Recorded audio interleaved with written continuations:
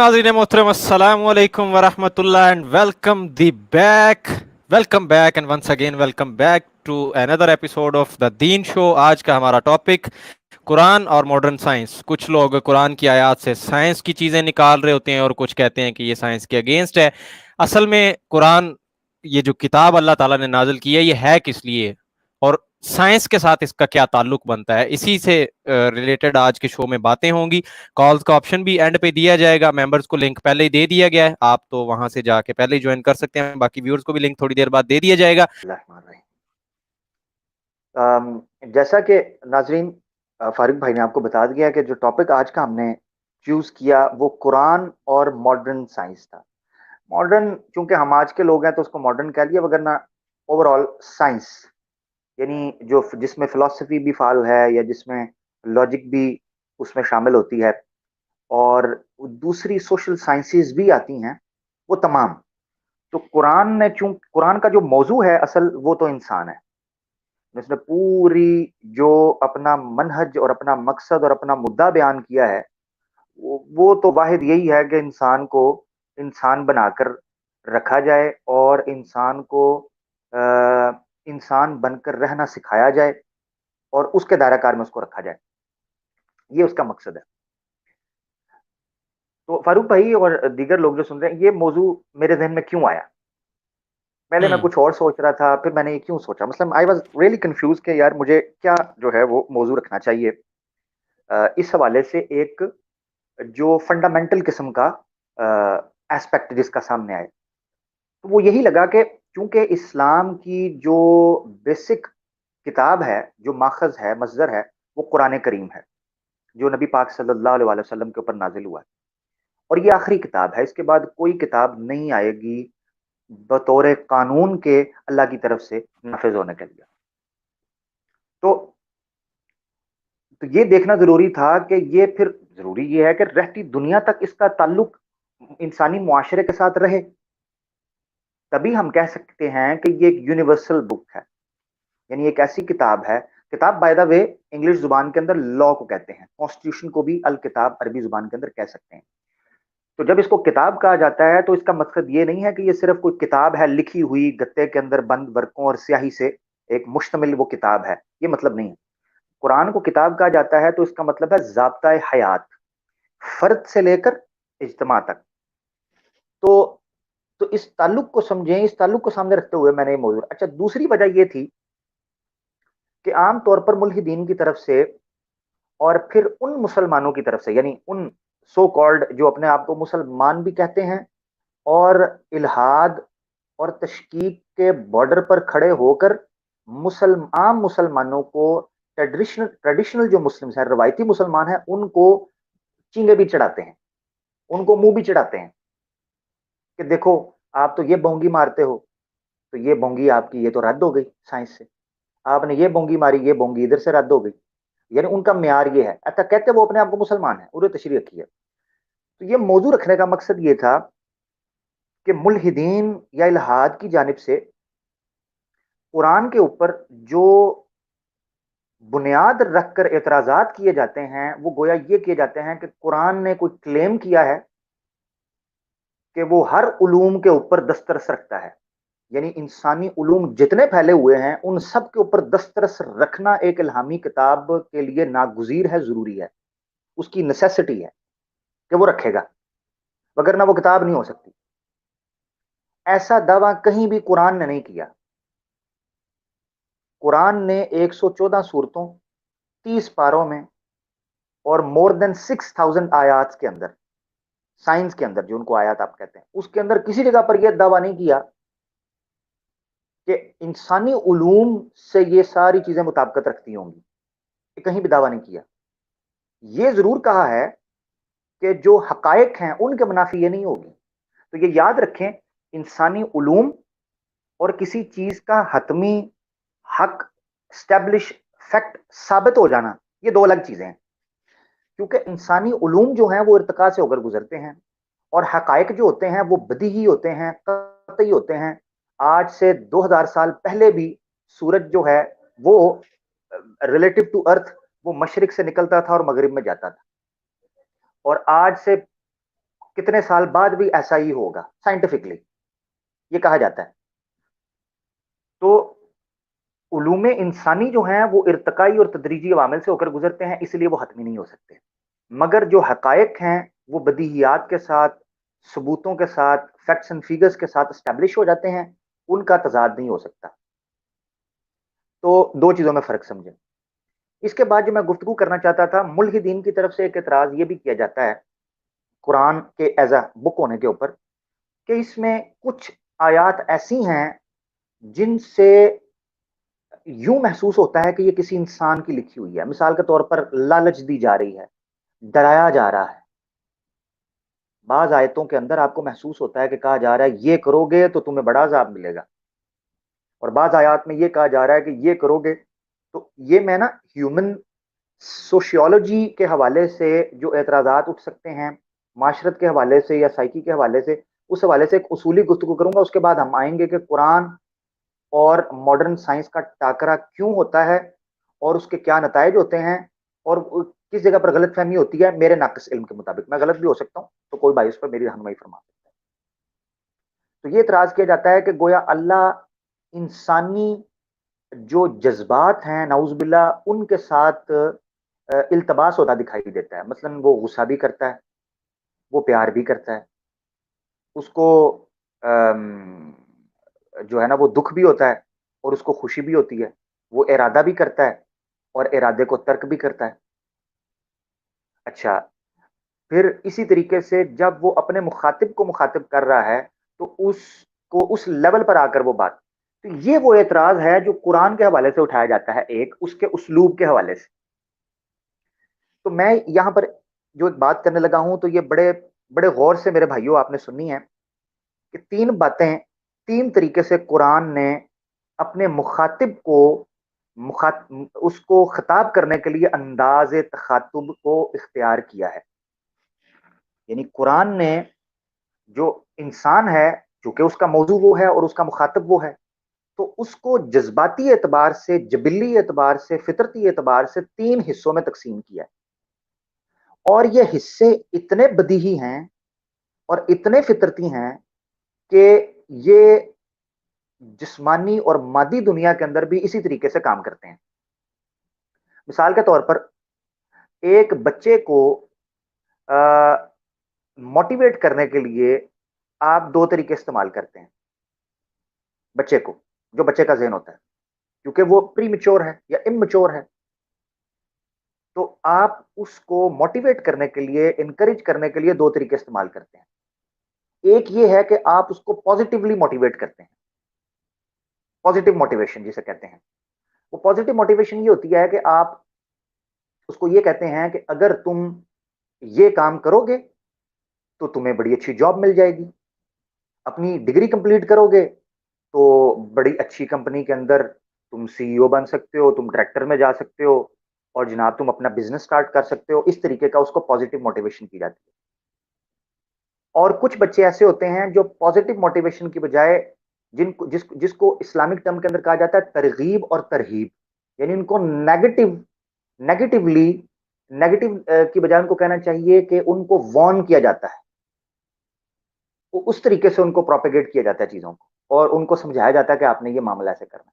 मिसाल के तौर पे कुछ बच्चे बड़े ज़िद्दी होते हैं तो उनको ये बताना पड़ता है कि अगर तुमने पढ़ाई ना की तो तुम होमलेस हो जाओगे, तुम जॉबलेस हो जाओगे, तुम मनीलेस हो जाओगे, लग्जरी लाइफ एंजॉय नहीं कर सकोगे, ज़लील और रुस्वा हो जाओगे, परेशान हाल रहोगे, अच्छा रिश्ता नहीं मिलेगा। ये सारी बातें, अपना घर नहीं बना सकोगे। ये सब बातें उस बच्चे के दहन में डाली जाती हैं और फिर आप एक मुआशरा देखते हैं जिसमें कंपटीशन शुरू होता है, कंपिटिटिव एबिलिटीज आती हैं।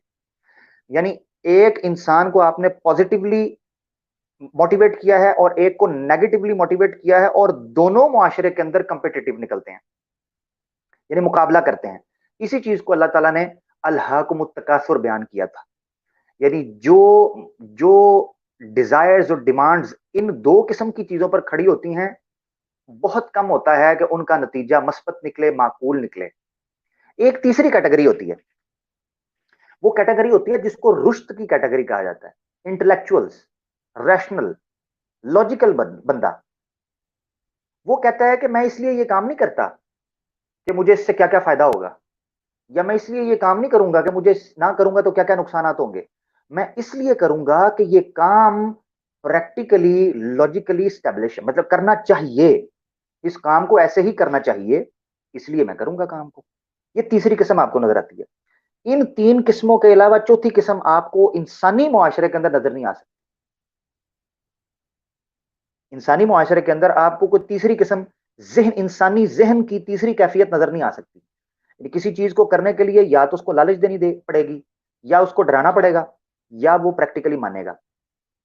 यही वजह है कि जो वेस्ट है उन्होंने ट्रैफिक रूल्स के अंदर कुछ ऐसे सिग्नल्स बनाए हैं कि अगर आप ओवर स्पीड नहीं करते, सीट बेल्ट पहनते हैं, हेडलाइट्स का ख्याल रखते हैं, फोन यूज नहीं करते हैं, तो वो आपको फाइन की बजाय आपके अकाउंट में इनाम भेजते हैं। यानी you are a good driver, safe driver. और कुछ ऐसे सिग्नल्स हैं जहां पर आप ओवर स्पीड करते हैं या आप गलत तरीके से जाते हैं तो वो आपको फाइन करते हैं मोस्टली। और कुछ ऐसे ड्राइवर्स होते हैं जो बाय नेचर ओवर स्पीड नहीं करते, सेफ्टी बेल्ट पहनते हैं, फोन यूज नहीं करते, उनको परवाह नहीं होती कि इस वजह से फाइन होगा या फायदा होगा, मगर वो प्रैक्टिकली उस चीज को करते हैं। तो ये तीन कैटेगरीज हैं। मैंने इसको थोड़ा सा तफसीली जायजा इसलिए ले लिया है कि अब जरा मैं जो बात आपके सामने रखने लगा हूं ना, वो आपको समझ आएगी। अल्लाह ताला ने चूंकि कुरान को इंसान में भेजना था, तो उसने इन फितरती, चूंकि वो हमारा खालिक है, वो हमारा मालिक है, वो है जिसने कहा था कि फतर नासा, ठीक है, कि अल्लाह ने इंसान को उस फितरत पर पैदा किया है जिस जो फितरत अल्लाह लती फतर नासा अलैहा, अल्लाह की फितरत वो है जिस पर उसने लोगों को फाड़ा है, बांटा है फितरत के अंदर। ये अल्लाह ने कुरान के अंदर बयान किया। तो चूंकि वो फातिर समावाती वल अर्द है, तो वो जानता था कि इंसान की नफ्सियाती जबिल्ली तकाजे क्या होंगे। तो कुरान में उसने जब इंसान को मुखातिब किया है तो इन तीन उसलूब में मुखातिब किया है। अब आप मेरी बात समझे होंगे। यानी इंसानी मुआशरे को रन करने के लिए आप कितनी कानून साजियां कर लें, जब तक आप इन तीन कैटेगरीज के अंदर डिवाइड नहीं करेंगे आपका मुआशरा नहीं चल सकेगा। तो अब मैं आता हूं पॉइंट की तरफ, क्योंकि मैंने आगे बहुत बातें करनी है, तो मैं ये उसूली तीन चार नुक्ते आपके सामने रखूंगा ताकि फिर हम अगली बात कर सकें। तो इसी तरीके से अल्लाह ताला ने कुरान के अंदर इंसानी मुआशरे को चलाने के लिए और अवामिर और नवाही को इंप्लीमेंट करवाने के लिए ये तीन तरीके इस्तेमाल किए। किसी को ये कहा कि तुम्हें जन्नत इसलिए मिलेगी कि तुम ये अमल करो, अच्छे अच्छे नमाज पढ़ो, रोजा रखो, ज़कात, तुम्हें जन्नत मिलेगी, तुम्हें जनाब बड़े बागात मिलेंगे, वो करता है। एक बंदे की जो हिस्सा है वो इस तरीके से मनफी है, तो उसको कहा कि ये नहीं करोगे, थोड़ा ढीठ होता है वो, उसको कहा जाता है भाई चित्रोल होगी, तो वो डरता है और वो इन कामों से रुका रहता है। और तीसरे वो लोग हैं जिनके बारे में हजरत अली का एक कौल रजी अल्लाह तआला अन्हु अलैहि सलाम करम अल्लाह वजहहू का कौल मिलता है। हजरत अली फरमाते हैं मैं अल्लाह की इबादत इसलिए नहीं करता हूं कि मुझे जन्नत चाहिए या जहन्नम से बचना चाहता हूं, मैं अल्लाह की इबादत या अल्लाह को मानता और उसकी मार्फत इसलिए हासिल करता हूं कि वो इस लायक है। यही हम तर्जमा करते हैं ना कि ला इलाहा इल्लल्लाह मुहम्मदुर रसूलुल्लाह, कि नहीं है कोई माबूद बरहक कि जो इस लायक हो उसकी इबादत की जाए मगर अल्लाह। यानी अल्लाह के अहकामात को इसलिए मानने वाले लोग मौजूद होते हैं जो समझते हैं कि ये कानून इस लायक और इस मुस्तहिक है कि इसको इंप्लीमेंट किया जाए। ये हैं वो लोग जिनको हम रैशनल बिलीवर्स कहते हैं। और रैशनल बिलीवर्स जो होते हैं ये दुनिया के किसी कोने में भी हो सकते हैं। बेसिकली अल्लाह ने जब, अब ये मैं अपने पॉइंट की तरफ आने लगा, बेसिकली अल्लाह ने जब कुरान के अंदर उन चीजों को बयान किया है जिनका ताल्लुक अमरानियात से था या असरी उलूम से था या जिनका ताल्लुक नेचुरल साइंसेस से था या मॉडर्न साइंस के साथ था, तो अल्लाह ताला उस तीसरी कैटेगरी को बेसिकली अट्रैक्ट करना चाह रहा था कि जो जन्नत और जहन्नम की वजह से चीजों को नहीं मानते, दलील की बुनियाद पर मानना चाहते हैं, लॉजिक और रैशनैलिटी की बुनियाद पर मानना चाहते हैं। कुरान का मकसद यह था। अब आप उम्मीद है समझे होंगे कि कुरान ने क्यों मैं आपको समझाने के लिए एक बात बताता हूं कि क्या कुरान में एक भी साइंसी आयत ना होती, एक भी साइंसी आयत ना होती, तो आज जितने मुसलमान हैं इनमें इनको को फर्क पड़ना था? या आज से 1400 साल पहले कितने मुसलमान हैं जो साइंसी आयतों को देखकर इस्लाम कबूल किया है? کتنے مسلمان ہیں؟ تعداد ان کی کتنی ہے؟ اور کتنے ہیں جنہوں نے اس روحانیت کو اور اس معرفت کو جو چھپی ہوئی ہے ان کے انفس کے اندر، وہ اسپرچویلٹی ہے، وہ سیٹسفیکشن ہے، وہ اطمینان ہے جو اللہ کی معرفت کے بعد ملتا ہے، اس کے ذریعے حاصل کیا۔ تو ایک آیت میں آپ کے سامنے رکھتا ہوں جس میں بڑی خوبصورتی کے ساتھ اللہ تعالیٰ نے جو ہے نا، بہت خوبصورتی کے ساتھ اللہ تعالیٰ نے اس چیز کو بیان کیا۔ تو فاروق بھائی اگر وہ آیت آپ سامنے لا سکیں، میں نے آپ کو سینڈ کی ہے، سورہ حامیم السجدہ کی، اس کو سورہ فصلت بھی کہتے ہیں، یہ بڑے غور سے سنیے گا۔ سورہ حامیم السجدہ، سورہ فصلت بھی کہتے ہیں، چیپٹر 41 ہے، آیت 51 سے مدعا شروع ہو رہا ہے۔ تو 51 میں اللہ تعالیٰ کہتے ہیں اعوذ باللہ من الشیطان الرجیم، اللہ تعالیٰ کہتے ہیں وَإِذَا أَنَمْنَا عَلَى الْإِنسَانِ أَعْرَضَ، کہتے ہیں کہ جب ہم نے انسان کو انعام دیا نا، اس کو سکون دیا، أَعْرَضَ وَنَأَى بِجَانِبِهِ، تو وہ پھر جاتا ہے اور بھاگ جاتا ہے، اپنی مستی میں لگ جاتا ہے جب اس پر اللہ کیا کرتا ہے؟ انعام۔ وَإِذَا مَسَّهُ الشَّرُّ فَذُو دُعَاءٍ عَرِيضٍ، اور جب اس کو پریشانی آتی ہے نا تو لمبی لمبی دعائیں کرتا ہے، لمبی لمبی دعائیں کرتا ہے۔ آپ مجھے یہ بتائیں کہ زیادہ تر یہ حالت کن کی ہوتی ہے؟ ایک ایک ایوریج جو مسلمان ہوتا ہے نا، ایوریج مسلمان، اس کی یہ حالت نہیں ہوتی۔ ایک ایسے بندے کی یہ حالت ہوتی ہے جو بندہ ایمان میں بہت کمزور ہو جاتا ہے، بہت کمزور، اس کی یہ حالت ہوتی ہے۔ اور زیادہ تر جو بندہ الہاد اور ایمان کی بیچ والی کشتی میں ہچکولے کھا رہا ہوتا ہے نا، ایسے بندے کی وہ حالت ہوتی ہے۔ اسی لیے اللہ تعالیٰ نے اگلی آیت میں بڑی مزے کی ایک بات کی، آیت نمبر 52 کے اندر اللہ تعالیٰ کیا کہتے ہیں، یہ ایک انسان کی کیفیت کو سامنے رکھتے ہوئے۔ آگے آئے جی، آیت نمبر 52 ذرا دکھائیے۔ اللہ تعالیٰ فرماتے ہیں قل ارائیتم، جی قل ارائیتم ان کان من عند اللہ، کیا تم اس قرآن کا انکار کر رہے ہو؟ کیا خبر کہ یہ اگر اللہ کی طرف سے ہوا، ثم کفرتم بھی، اور تم اس کے بعد اس کا کفر کر رہے ہو۔ من اضل ممن ہوا فی شقاق بعید، اس سے بڑا گمراہ کون ہوگا جو دور جا کر گمراہ ہوا ہے، بہت دور جا کر بھٹک گیا ہے، بہت دور جا کر بھٹک گیا، اس سے زیادہ گمراہ کون ہو سکتا ہے؟ یعنی اللہ تعالیٰ کہہ رہے ہیں کہ تم شک کی بنیاد کے اوپر فیصلے کر رہے ہو، تو کیا تمہیں یہ شک نہیں آتا کہ یہ اللہ کی کتاب بھی تو ہو سکتی ہے؟ یہ شک تمہیں کیوں نہیں آتا؟ یہ تو شک آتا ہے اللہ ہو نہ ہو، یہ کیوں نہیں آتا کہ اگر ہوا تو کیا ہوگا؟ اب آئیں جی اگلی آیت میں، یہ ہے وہ آیت جو میرا اصل موضوع ہے، جس پر میں تعلق ثابت کرنے کی کوشش کروں گا کہ اللہ تعالیٰ نے 3 قسم کا علم جو ہے وہ انسان کو دیا ہے اپنی معرفت کے لیے، اور اس کے تقاضے کیا ہیں۔ اعوذ باللہ من الشیطان الرجیم، یہ ہے آیت ہمارا اصل موضوع۔ سنریہم آیاتنا فی الآفاق وفی انفسہم حتی یتبین لہم انہ الحق اولم یکفی بربک انہ علی کل شیء شہید۔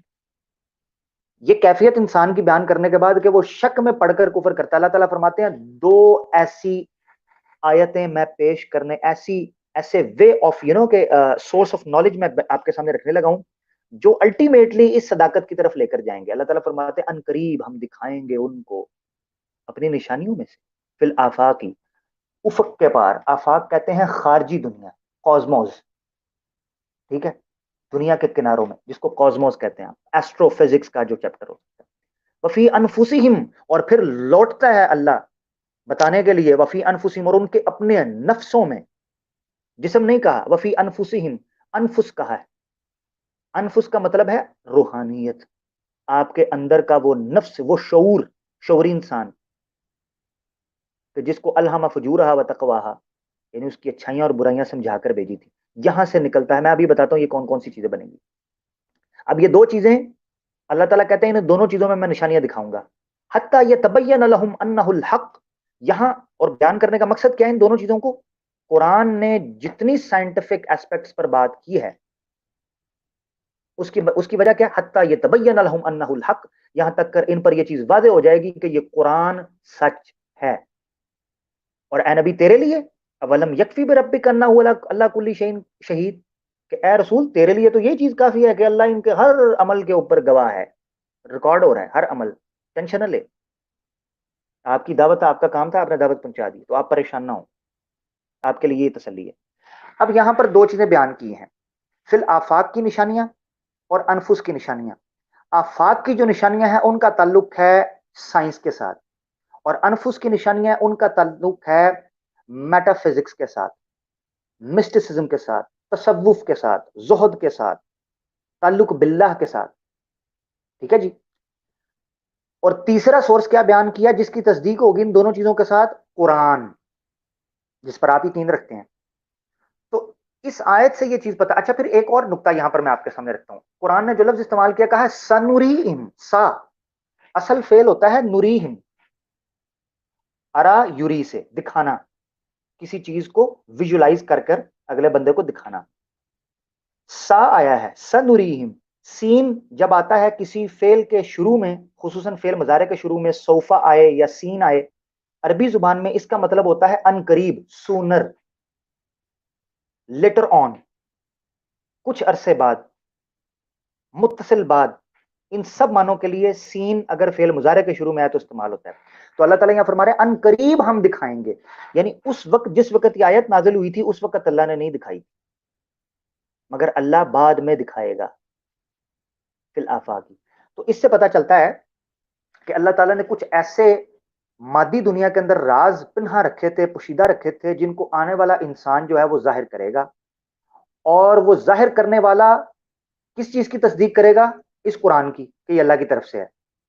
اس سے پتہ چلتا ہے کہ اللہ تعالیٰ نے اس تیسری کیٹیگری کو اپیل کرنے کے لیے، اٹریکٹ کرنے کے لیے قرآن میں کچھ ایسے راز بیان کیے ہیں، کچھ ایسی چیزیں بیان کی ہیں جن کا تعلق وہ انسان مخاطب نہیں تھا جو لالچ کی وجہ سے جنت کو حاصل کرنا چاہ رہا ہے یا جو خوف کی وجہ سے جہنم سے بچنا چاہ رہا ہے، مگر تیسری کیٹیگری.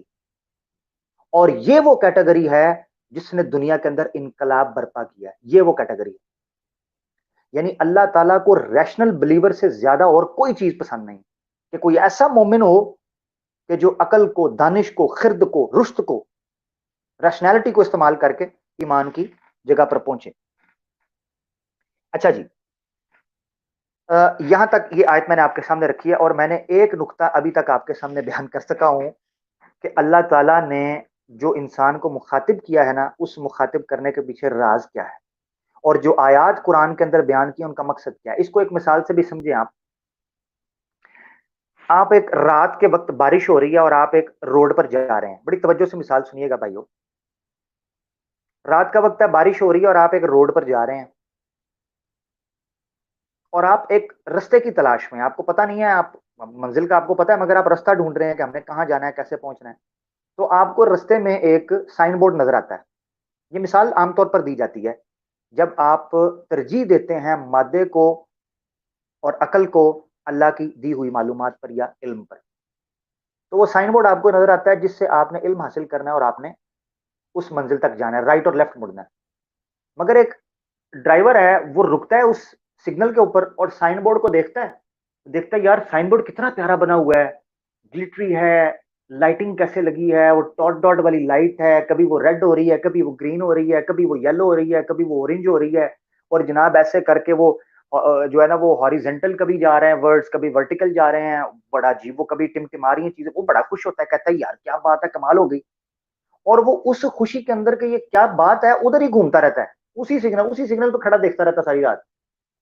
تو میرا سوال یہ ہے کہ کیا اس بندے کو کوئی عقل مند کہے گا جو اپنی اصل منزل کو چھوڑ کر، جو وہ سگنل کا مقصد تھا رکھنے کا، یعنی اس سائن بورڈ کو یا اس سگنل کو وہاں لگانے کا مقصد یہ تھا کہ انسان جو اپنی منزل پر پہنچنا چاہتا ہے وہ اس اشارے کے ذریعے، اس سگنل کے ذریعے یا اس سائن بورڈ کے ذریعے وہ اپنی منزل پر پہنچے.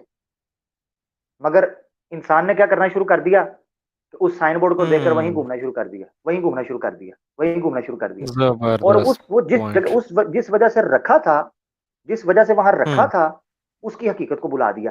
یہ ہے وہ معاملہ کہ اللہ تعالیٰ نے اس قسم کے ریشنل بلیور کو یا ریشنل انسان کو، لاجیکل بندے کو جو سائنس پر، دلائل پر چلتا تھا، اس کو ریمائنڈ کرانے کے لیے کہ اولم یر الذین کفروا ان السماوات والارض کانتا رتقا ففتقناہما وجعلنا من الماء کل شیء. کیا نہیں دیکھتے ہو زمین و آسمان جڑے تھے؟ یعنی تمہیں یہ سائن اس لیے تو دیے تھے کہ ان سائن کو دیکھ کر تم نے اللہ کی طرف جانا ہے، تم اس سائن میں الجھ گئے. تو یہ وہ آیات تھیں جو اللہ تعالیٰ نے قرآن کے اندر رکھی، یہ ہے وہ تعلق قرآن اور ماڈرن سائنس کا. قرآن کا سبجیکٹ نہیں ہے ماڈرن سائنس، قطعاً نہیں ہے. صرف اس نے مخاطب کے لیے، اس کو کہتے ہیں مخاطب کی طبع کے مطابق اس کو جواب دینا. تو اللہ تعالیٰ نے انسانی فطرت کو سامنے رکھتے ہوئے اس طبع کو، اس نفسیات کو سامنے رکھتے ہوئے بات کی. یہی وجہ ہے، اب میں آتا ہوں دوسرے نقطے کی طرف، یہی وجہ ہے کہ اللہ نے قرآن میں انسانی عقل کی اہمیت کو جا بجا اجاگر کیا، جا بجا. بلکہ کہا ہے کہ یہ عقل دینے کے بعد تم سے پوچھوں گا. مثال کے طور پر آپ کو کوئی بندہ ایک چیز دیتا ہے کسی کام کے لیے، آپ کو کہتا ہے کہ میں تمہیں دے رہا ہوں، مجھے یہ کام چاہیے، میں تم سے پوچھوں گا. اس سے اس کی اہمیت کا پتہ چلتا ہے، وہ چیز کتنی اہم ہے جو آپ کو دی جا رہی ہے، اور اس کا مطمع نظر کیا تھا آپ کو دینے کا. اللہ تعالیٰ قرآن میں کہتا ہے ان السمع والبصر والفؤاد کل اولئک کان عنہ مسئولا. یہ تمہاری سماعت، بصارت اور تمہارا فؤاد، تمہارا مخ، عقل، شعور، رشنالٹی، تمہارا انٹلیکٹ، یہ تمہیں دیا گیا تھا، تم سے اس کے بارے میں سوال بھی کیا جائے گا، سوال کیا جائے گا. ایک حدیث میں آتا ہے کہ نبی پاک صلی اللہ علیہ وسلم نے فرمایا اللہ تعالیٰ سوالات کریں گے، بڑے بڑے سوالات قیامت کے روز. ان میں سے ایک یہ ہوگا جو علم دیا تھا اس کو کہاں لگایا، جو شعور تمہیں دیا تھا نا. یہاں ایک یہ پوچھا کہ دولت جو دی کہاں لگائی، جوانی دی کہاں لگائی. اسی طریقے سے اللہ پوچھیں گے جو شعور، جو علم، جو معلومات تمہیں دی تھی، جو نالج دیا تھا، وہ تم نے کہاں لگایا. تو جانوروں کی طرح زندگی گزارتے رہے. یہ تو انسانی عقل کو اللہ تعالیٰ نے اجاگر کیا ہے، اللہ تعالیٰ نے علم والوں کو، عقل والوں کو اجاگر کیا. تو اس سے پتہ چلتا ہے کہ اللہ تعالیٰ نے کیوں مخاطب کیا. اب تیسرا پوائنٹ جو میں آپ کے سامنے رکھنے لگا ہوں کہ کیا قرآن سائنس کو بطور موضوع اختیار کرتا ہے یا ضمنی بحث کے طور پر لے کر آتا ہے. تو میرے پہلے دو نکات سے ایک چیز تو کھل کر سامنے آ گئی کہ قرآن نے مستقل موضوع کے طور پر سائنس کو زیر بحث نہیں لایا، بلکہ ضمنی بحث کے طور پر، ضمنی گفتگو کے طور پر اس کو زیر بحث لایا ہے. اور اس کی وجہ بھی اس کے مخاطب کی وہ طبع تھی جس کو ملحوظ رکھا اس نے، ملحوظ رکھنا ناگزیر تھا کیونکہ وہ فاطر السماوات. تو اس نے رکھا تاکہ اس کائنات کا جو تعلق ہے ایک دوسرے کی، یعنی فلسفے کے اندر ایک بحث ہوا کرتی تھی، میں اس پر تفصیلی گفتگو کر سکتا ہوں، مگر میں چاہ رہا ہوں کہ میں آہستہ آہستہ آپ کو لے کے جاؤں اس طرف کہ کیا وجہ ہے کہ جدید دنیا کے اندر یہ سائنس اور اسلام کی کشمکش محسوس ہوتی ہے. اپیرنٹلی ہوتی ہے، حقیقت میں نہیں ہے. اچھا کمپیٹیبل ہے، کمپیریٹیو ہے، کیا نہیں ہے، اس پر ہم کریں گے بات. فلسفے کے اندر عام طور پر یہ بات ہوتی تھی کہ کیا انسان خارجی دنیا کے ساتھ کو تعلق رکھتا ہے یا یہ فردن فردن علیحدہ علیحدہ دنیا. تو ماڈرن سائنس اور قدیم فلسفے کے اندر یہ بحثیں رہی ہیں. اسلام نے بھی اس حقیقت کو مانا ہے. وہ کہتا ہے کہ یہ جو خارجی مخلوق ہے نا، اس کا آپ کے ساتھ تعلق ہے. آپ سے پوچھا جائے گا کہ آپ کو یہ نعمتیں جو دی گئی تھیں، ان نعمتوں کو آپ نے کیسے استعمال کیا. ان کو مسخر کرنا ہی آپ کا مقصد نہیں تھا اپنی دنیاوی آسائش اور ضروریات کے لیے استعمال کرنے کے لیے، بلکہ ان کی جواب دہی بھی دینی تھی اور اس اللہ کا حصول، اس کی معرفت حاصل کرنی تھی. تو اس لیے ضمنی بحث کے طور پر لے کے آئے. اب ہم آپ کے سامنے آتے ہیں کہ ہوا کیا. قرآن کا جو ماڈرن سائنس کے ساتھ تعلق ہے، تو قرآن میں جتنی جگہ پر ماڈرن سائنس کو زیر بحث لایا گیا ہے نا ضمنی طور پر، اس نے دو قسم کے لوگوں کو جنم دیا ہے. دو قسم کے لوگوں کو ود ان اسلام. ٹھیک ہے، ایتھیسٹ تو چلا گیا نا اسلام. یہ جو میں گفتگو کرنے والا ہوں نا، یہ بڑی توجہ سے آپ نے سنی ہے کیونکہ میں نے پھر آپ کو ایک نتیجے پر پہنچانا ہے. ٹھیک ہے، ایک نتیجے پر پہنچانا ہے. فاروق بھائی ہمہ گوش ہے نا، پانی شانی پینا، ہلنا جلنا تو ہل لیں. پریزنٹ سر، میں پانی پی رہا ہوں ساتھ ساتھ. ٹھیک ہو گیا، گفتگو سمجھ آ رہی میں ہے؟ سن رہا ہوں سر، میں بڑے اچھا غور سے ٹھیک ہو سن گیا، رہا ہوں. ٹھیک ہو گیا، بہت شکریہ. اب ہم چلتے ہیں آگے. قرآن نے جب سائنسی دلائل استعمال کیے اس تیسرے مخاطب کو، اس کی طبع کو تسکین پہنچانے کے لیے، اور اس کی اس تشنگی کو جو تحقیق اور تنقید کی نتیجے میں جنم لیتی ہے، تو دو قسم کے لوگ ہو گئے. اس کی وجہ کیا ہے؟ دو قسم کے لوگ ابھرے. ایک وہ لوگ ابھرے، اور دونوں قسم کے لوگ وہ تھے جو حقیقت میں مخاطب نہیں تھے. حقیقت میں مخاطب نہیں تھے. مثال کے طور پہ فاروق بھائی آپ ہیں، میں آپ کو جو ہے نا وہ بڑا ٹرک چلانا نہیں آتا. ٹھیک ہے، اور میں جناب کہوں کہ یار ٹرک چلانا جو ہے نا، دیکھو ٹرک کتنی بڑی مشین ہے، کتنی زبردست چیز ہے، اس کو چلانے والے بھی کتنے کمال لوگ ہوتے ہیں. ہوں. تو آپ کہیں یار بڑی تعریفیں ہو رہی ہیں، چلو میں ہی چلا کے چیک کرتا ہوں، تو آپ کیا کرو گے؟ کیا؟ آپ کوئی تو گیا. ہاں کوئی تو گیا، کوئی تو گیا کوئی تو نیچے. گیا، ایگزیکٹلی کسی تباہی، پہ تو آپ چڑھا تباہی ہوا ہے. مچا دو گے، آپ تباہی مچا دو گے. ہوں. اس کی وجہ یہ ہے کہ ہوں. آپ مخاطب نہیں تھے، مخاطب ہوں. کوئی اور تھا، مخاطب وہ تھا جو اس کی نو ہاؤ رکھتا ہے. اور جب ہوں. غیر مخاطب کسی اور کے حکم پر چلنے کی کوشش کرتا ہے تو وہ پھر تباہی مچاتا ہے. یہ ہوا ہے اصل میں ہوں. قرآن میں موجود سائنسی دلائل کے ساتھ. ادھر سے وہ علماء، یہ میں بڑا ٹیکنیکل پوائنٹ رکھ رہا ہوں، توجہ میری طرف ناظرین، بالکل. وہ علماء جن کو مخاطب کیا گیا تھا اپنی اپنی طبع کے مطابق اور اپنی اپنی فطرت کے مطابق، انہوں نے پنگے لینا شروع کر دیے سائنٹیفک ایویڈنسز کے اندر قرآن کی روشنی میں. ہوں. اسی سے ہوں. تعلق رکھتا ہے، ہمارے بھائی پوچھ رہے زمین ساکن ہے، سٹیٹک ہے یا اسٹیشنری ہے، وہ پنگے لیے نا ہوں. علماء نے، ٹھیک ہے، حالانکہ وہ مخاطب ہوں. نہیں تھے تو بونگیاں ماری. اسی طریقے سے دوسری ایکسٹریم پر وہ لوگ چلے گئے کہ جن کو جو وہ مخاطب نہیں تھے، انہوں نے اس کی اور ہی تعبیر کرنا شروع کر دی. اب میں دونوں قسم کے گروہ آپ کے سامنے رکھوں گا، مگر ایک گروہ جو ہے اس نے کافی حد تک اس کو نیک نیتی کے ساتھ لیا، اور کچھ نے بد نیتی کے ساتھ اور جہالت کے ساتھ لیا. ہوں. ایک گروہ وہ ہوا کہ جس نے خالق اور مخلوق کے تعلق کو کاٹ کر سائنس کو سمجھا، قرآنی دلائل کو. ہوں. یعنی خالق اور مخلوق کے تعلق کاٹنے سے اگر میں مزید آسان لفظوں کے اندر سمجھاؤں تو انہوں نے ایک ایسے روحانی تعلق کو منقطع کر دیا جس کا تعلق تزکیہ نفس اور تطہیر انفس کے ساتھ تھا. اس تعلق کو منقطع کر دیا. یعنی ہوں. انسان جب چرند پرند اور یہ جناب نیچرل سینریز ہیں وہ دیکھتا ہے تو سبحان اللہ، اللہ کے آگے جھکتا ہے، اللہ کے آگے، اللہ کے ساتھ تعلق اس کا مضبوط ہوتا ہے. تو ان لوگوں ہوں. نے سائنس سائنس کی جو ضمنی مباحث تھیں قرآن کے اندر، ان سے یہ نتیجہ نکالا کہ قرآن تو چاہتا ہی مادی سسٹم کو سیٹ کرنا ہے، قرآن کا تعلق روحانی نہیں ہے، قرآن تو مخاطب کر رہا ہے مادے کو، قرآن ہوں. عبادات نہیں چاہتا. یہ لوگ جو ہے نا، یہ نمبر ایک منکرین حدیث بن گئے اور منکرین ہوں. معجزات بن گئے، اور ان کو کہا جانے لگا نیچری. ان میں اول ہوں. تھے، سٹارٹ جو ان کا آغاز ہوا ہے وہ معتزلہ سے ہوا ہے، جنہوں نے عقل کو ترجیح دینا شروع کی، اللہ کی صفات کو متشابہات میں پنگے لے کر. جدید دور میں ہمارے ماضی قریب کے اندر، بر صغیر کے اندر، سر سید احمد خان صاحب نیچری، انہوں نے یہ چیزیں کی کہ جتنے سائنٹیفک ایویڈنسز تھے قرآن کے اندر، انہوں نے ان کی وہ تشریح کرنا شروع کی جس سے خالق بہت پیچھے چلا جائے اور سائنس آگے آ جائے. ہوں. یعنی فزیکل لاز کو اتنا ایویڈنٹ کر دیا کہ جو فزیکل لاز کا کریٹر تھا، جو ڈیزائنر تھا، اس کی اہمیت کو ثابت کر دیا اور اس کو مجبور محض بنا دیا، نعوذ باللہ،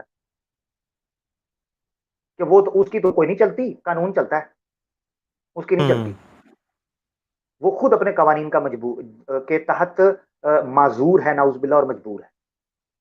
اس میں ہوں. سر سید احمد خان تھے. ایک نام ہے نیاز فتح پوری صاحب کا، انہوں نے بھی منو یزداں کتاب لکھی، تباہی پھیر کر رکھ دی، تباہی پھیر کر ہوں. رکھ دی. اسی طریقے سے غلام احمد پرویز صاحب، یہ ایک بہت بڑا نام ہے، وہ بھی نکلے، انہوں نے بھی بیلنس نہیں کر پائے ہوں. چیزوں کے اندر. اور انہوں نے ہوں. سائنس اور مغرب، ہمارے ایک دوست وہ کہا کرتے تھے، جیسے مودودی صاحب کا بھی نام میں آگے ذکر کروں گا، سید ابو الاعلی مودودی ہوں. صاحب بھی کہا کرتے تھے کہ کچھ لوگ اسلام کی گاڑی میں مغرب کا انجن فٹ کرنے کی کوشش کرتے ہیں. یعنی گاڑی اسلام کی ہے، ہوں. انجن ڈالتے ہیں اس میں ہوں. مغرب کا، اور کہتے ہیں یہ گاڑی چلے، تو کیسے چلے؟ وہ تو نہیں چلے گی. تو ہوں. یہ وہ بالکل. لوگ تھے غلام پرویز صاحب، انہوں نے کیا کیا کہ ان سائنٹیفک آیات کی وہ تشریح پیش کرنا شروع کی جو مغرب کو سوالو ہو جائے، ہضم ہو جائے. یہاں سے ایک ہوں. اور تشریح نکلی، ایک اور شکل اسلام کی سائنسی حوالے سے نکلی اور جدید علوم کے حوالے سے نکلی. اور پھر انہوں نے کوشش کی کہ ان لوگوں کو جو ایگنوسٹکس ہیں یا ایتھسٹ ہیں، ان کو تھوڑا سا ریلیکس سیٹسفیکٹری آنسر دیا جا سکے، جبکہ ایسا ہوا نہیں، ہو نہیں ہوں. سکا، کیونکہ مخاطب یہ نہیں تھے جن کو مخاطب کیا جا رہا تھا اس تناظر میں. تو یہ نام تھے. دوسری پارٹی جو نکلی انہوں نے کیا کیا، انہوں نے یہ کیا کہ انہوں نے انہوں نے جب دیکھا نا کہ قرآن نے سائنس کے اوپر بھی بات کی ہے، قرآن نے تاریخ کے اوپر بھی بات کی ہے، قرآن نے سیاست کے اوپر بھی بات کی ہے، قرآن نے معاشرت کے اوپر بھی بات کی ہے، قرآن نے معیشت کے اوپر بھی بات کی ہے، قرآن نے اخلاقیات کے اوپر بھی بات کی ہے، قرآن نے فوجداری قوانین کے اوپر بھی بات کی ہے، قرآن نے آئلی اور ازدواجی زندگی کے اوپر بھی بات کی ہے، قرآن نے تہذیب اور تمدن کے اوپر بات کی ہے، قرآن نے آفاقیت اور عالمیت کے اوپر بات کی ہے، قرآن نے نجومیت کے اوپر بات کی ہے، یا قرآن نے انفرادی اور اجتماعیت کے اوپر بات کی ہے، قرآن نے جملہ علوم ہائے انسان جو ہے ان کے اوپر بات کی ہے، شعبہ جات کے اوپر بات کی ہے. تو گویا قرآن ایک ایسا ضابطہ ہے آج بن کر سامنے آئے کہ جتنے انسانی علوم ہیں ان کو اسلام کی اینک سے دیکھا جائے. یعنی یہ کہا جانے لگا کہ E is equal to MC square تو قرآن میں موجود تھا آج سے 14 سال پہلے. اچھا کچھ میں نے سوشل میڈیا کو کہتے ہیں جی کرونا وائرس کا ذکر بھی قرآن کے اندر ہے. استغفار. ہاں جی. اچھا کچھ نے کہنا شروع کیا جی یہ جناب جو ہے نا ورلڈ ٹریڈ سینٹر جو ٹوین ٹاور کا ہوا تھا یہ بھی قرآن کے اندر موجود ہے جی. یہ تو ہم اسکول میں دیکھتے سنا کرتے تھے. ہاں وہ کہتے تھے جی یہ قرآن کے اندر آج سے اتنے 1400 سال پہلے آ گیا ہوا ہے کہ جی سمندر کے کنارے 2 بلڈنگیں کھڑی ہوں گی، ادھر سے آگے لوہے کے پردے لگیں گے در در در در در. چلو جی چلو. استغفار.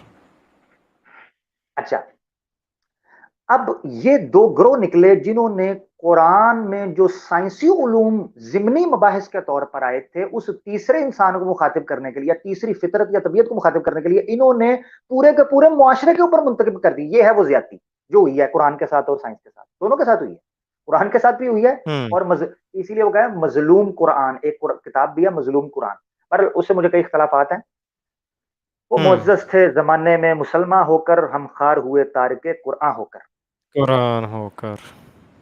حضرت عمر فاروق رضی اللہ تعالیٰ عنہ سے ایک روایت ہے مسلم شریف کے اندر فضائل قرآن کے اندر. نبی پاک صلی اللہ علیہ وسلم فرماتے ہیں ان اللہ یرفع بہذا الکتاب اقواما ویضع بہ آخرین. اللہ نے اس کتاب کے ذریعے اٹھائے گا بہت سی قوموں کو اور بہت سی قوموں کو ذلیل و رسوا کر کے رکھے گا اسی کتاب کے ذریعے. اور یہی ہوا. اب آپ دیکھیں سورہ یونس کی آیت 57 کے اندر، یہ میں ضمنی آیتیں دے دوں پھر اس کے بعد میں چلوں گا آگے اپنے دوسرے لوگوں کی طرف. کہ یہ لوگ جو ہیں انہوں نے کیا گمراہیاں کی، قرآن کی کیا تشریح پیش کی، کن کو خوش کرنے کے لیے؟ مغرب کو سائنس کی روشنی میں. سورہ یونس چیپٹر 10 ہے ورس 57 نوٹ کر لیجئے. یا ایھا الناس قد جاءتکم موعظۃ من ربکم وشفاء. اللہ تعالیٰ فرمایا اے لوگو، یہاں ناس کا ہے، مومن نہیں کا، مسلم نہیں کا، لوگو تمہارے پاس ایک نصیحت آ گئی ہے تمہارے رب کی طرف سے اور شفا ہے. لما فی صدور، جو دلوں میں ہے وہ بیماریوں کے لیے یہ شفا ہے قرآن. اب یہ شفا کہا مگر پھر اس کے ساتھ ساتھ ایک چیز کا ذکر بھی کیا. اللہ تعالیٰ سورہ اسراء میں چیپٹر 17 ہے ورس 82 اللہ تعالیٰ فرماتے ہیں وَنُنَزِّلُ مِنَ الْقُرْآنِ مَا هُوَ شِفَاءٌ وَرَحْمَةٌ، کہ اللہ نے قرآن میں سے نازل کیا ہے کچھ ایسی چیزوں کو جو شفا بھی ہیں اور رحمت بھی ہیں. آگے آیت ختم وَلَا يَزِيدُ الظَّالِمِينَ إِلَّا خَسَارًا، مگر ظالم اسی قرآن سے نہیں بڑھتے مگر اپنے نقصان میں.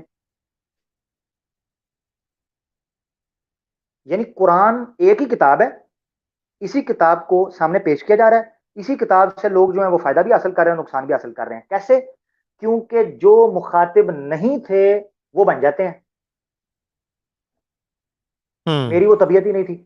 اب مجھے میں مثال کے طور پر میں ڈائبٹیز کا پیشنٹ ہوں، اللہ معاف فرمائے. ڈائبٹیز اللہ تعالیٰ شفا دے جو لوگ ہیں، ڈائبٹیز کا پیشنٹ ہوں اور میں جناب شادی میں گیا ہوں، وہاں جا کے میں جناب ڈبا ڈب حلوہ کھا رہا ہوں گپا گپ مزے سے، مٹھائیاں کھا رہا ہوں، تو میں تو پھڑک کے گرا ہوں گا نا کہیں.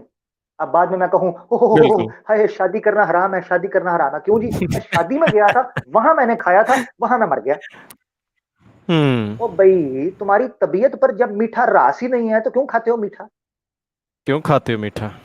اور اسی طریقے سے ہائی بلڈ پریشر کا مریض جو ہے وہ جناب جا کے گبا گب نمکین قسم کے جناب چاول کھا رہا ہے، بوٹیاں ٹھونس رہا ہے، ہاں جی تیل والی چیزیں کھا رہا ہے، اس کے بعد وہ پھڑک کے سائڈ پہ گیا ہو ہاں جی نہیں جی اللہ حاضل قیاس.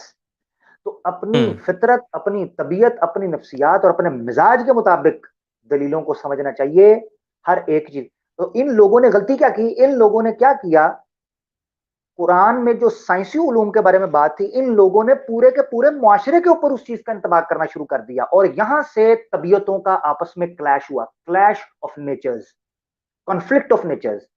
تو جب کنفلکٹ آف نیچرز ہوا تو اس میں سے کوئی ایتھیسٹ بن گیا، کوئی منکر بن گیا، ہوں کوئی مقلد بن گیا، کوئی مرتد ہو گیا، کوئی خاموش ہو گیا، کوئی منافق بن گیا. یہ ہوا کیونکہ کلیش آف جو ہے کنفلکٹ آف نیچر ہوا، اپنے آپ کو جو مخاطب ہوں نہیں تھے اس میں ڈالنے کی کوشش کی. اچھا، اب ہم چلتے ہیں دوسرے گروپ کی طرف. دوسرا گروپ کیا تھا؟ اس نے کیا کیا؟ اس نے کہا Islamization of human knowledge and human sciences. اس نے اسلامائزیشن کی. ہوں اسلامائزیشن کا آغاز تو تبھی ہو گیا تھا جب بنو امیہ کے اواخر میں اور بنو عباس کے اوائل میں، منصور عباسی کے دور میں.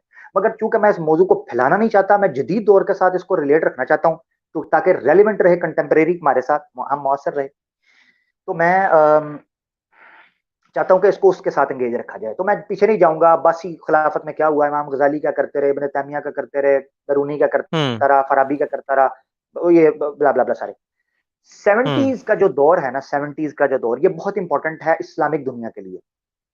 شاہ فیصل ہو، صدام حسین ہو، معمر قذافی ہو، ذوالفقار علی بھٹو ہو اور دیگر لوگوں، تو اسلامی دنیا کے لیے بہت امپورٹنٹ تھا. ابھی ریسنٹ کے ساتھ میں اس کو ریلیٹ کروں گا. آپ کو یاد ہے Turkey, Iran, Qatar, Malaysia and Pakistan نے مل کر کوشش کی کہ ہم ایک joint T V channel start کریں گے جو اسلاموفوبیا، اسلامک ٹیررزم اور بلاسفیمی کے خلاف جو ہے وہ اپنا ایک پیرالل نیریٹو اور ایجنڈا دے گا، کاؤنٹر نیریٹو. ہوں ٹھیک ہے. ہوں اور ویسٹ نے بڑی تیزی کے ساتھ جو ہے نا اس کو چوپٹ کیا. ہوں کیسے؟ سعودیہ کے تھرو پریشرائز کرایا عمران خان کو کہ اس سمٹ میں نہیں جانا جو کے ایل سمٹ ہو رہا تھا. ہوں ٹھیک ہے. بڑی شرمندگی ہوئی. رجب طیب اردگان نے بڑا کہا بھی. کیوں؟ کیونکہ اسلامی دنیا کے سامنے وہ اسلامائزیشن کرنی تھی جو جدید ذہن کو اپنے اسلام کی وہ تشریح پیش کر سکے کہ ہوں انسانی عقل جو ہے نا جس کے ساتھ ضم کر سکے، جس کو گراسپ کر سکے، ایسی انفارمیشن دینا. کیونکہ آپ کا جتنا علوم اسلامی اس وقت موجود ہے، یا تو وہ قدیم فلسفے کے ساتھ ڈیل کر رہا ہے، یا وہ اسلام کی وہ تشریح پیش کر رہا ہے جو خالص روایتی ہے یا مذہبی ہے. ٹھیک ہے. ہوں تو اس لیے ایک عجیب و غریب قسم کی کشمکش ہے. تو سیونٹیز کا دور واپس لے کے جاتا ہوں آپ کو. ایک سربراہی کانفرنس رکھی گئی لاہور کے اندر، بھٹو کے دور کے اندر. بھٹو نے اسلامی دنیا کو اکٹھا کرنے کی بڑی کوشش کی. شاہ فیصل بھی یار تھا، صدام کو بھی لا، معمر قذافی کو بھی لا، جناب بڑے لوگوں کو اکٹھا کر. اور ریجن کے اندر بھی ہوں تعلقات اس کے بڑے اسٹرانگ تھے چائنا کے ساتھ، کیونکہ وہ خود سوشلسٹ تھا. ادھر کمیونزم تھے، یہ سوشلسٹ تھا. ہوں تو اس نے بیسیکلی خطے کے اندر اتحاد قائم کرنے کے لیے اسلامی دنیا کو بلایا. ایران کو بھی بلایا اس بندے نے.